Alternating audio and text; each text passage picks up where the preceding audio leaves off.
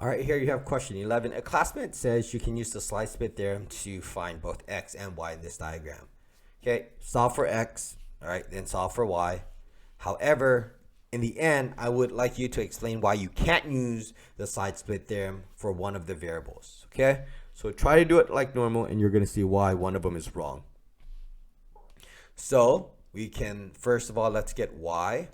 So 2 over 3, right, which is the left side, right? 2 over 3 is equal to y over 2.4. Left side is equal to the right hand side. Okay, cross multiply. 3 times x, 2 times 2 over 4, y equals to 16, right? You multiply, then you divide by 3. Okay, now we can try to get the x. Okay, so what people do here is then they do, this is simple.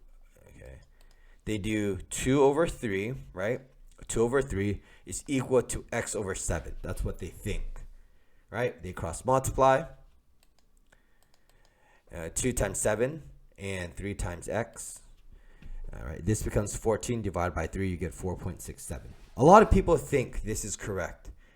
This one's actually wrong. You can't use x. Y is correct. You are actually comparing the sides.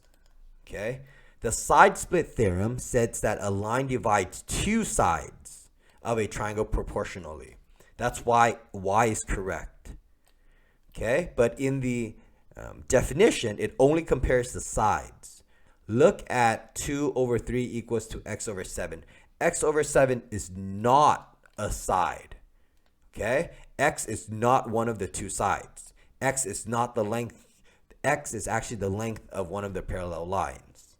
Okay, that is the reason why you cannot use side split theorem for this. If you want to solve for x, you would have to split to the small triangle and the big triangle, right? But you can't use the slight split theorem on the length of the parallel lines, okay? You can't do x here.